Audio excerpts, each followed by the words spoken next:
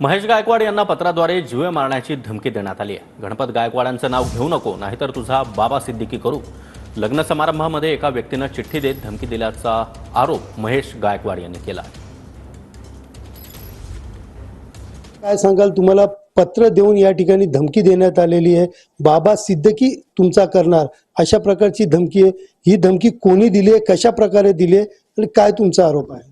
मी अंबरनाथ या ठिकाणी एका लग्न समारंभामध्ये असताना एका इसमने माझ्या हातामध्ये पत्र दिलं आणि ते पत्र उघडल्यानंतर कळालं की जीवे मारायची धमकी दिली। 1 महिन्याच्या आतमध्ये तेरा बाबा सिद्दीकी करेंगे असं त्याच्यामध्ये लिहिलेलं आहे। म्हणजे ह्याच्यामध्ये वैभव गायकवाड, गणपत गायकवाडचा उल्लेख केलेला आहे। हे जे पेपर, जे पत्रक आहे ते जास्त करून असे कागद जेलमध्ये वापरले जातात आहेत।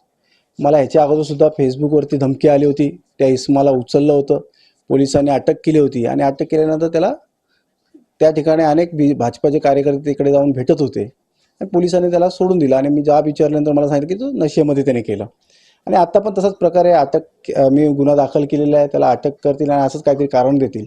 पण मी याला एवढंच सांगेल की धमकीला मी काय घाबरत नाही। या ठिकाणी एवढंच सांगेल, जे समाजकार्य आहे ते माझं असंच चालू राहील। कॅमेरा पर्सन दीपक सह सुनील जाधव, TV9 मराठी, कल्याण।